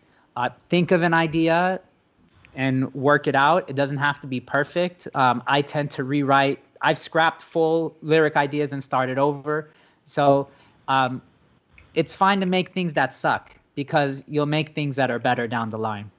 It's no big. Exactly. When you've got more ideas than you know what to do with, that all of us do, you just naturally become less attached to each of those ideas, which counterintuitively means you actually the quality improves. You think by holding on so tightly, that's how you get better and the quality improves. Quite often that's the very thing that's stopping you from making the very best music you can. So all I have to say is have fun.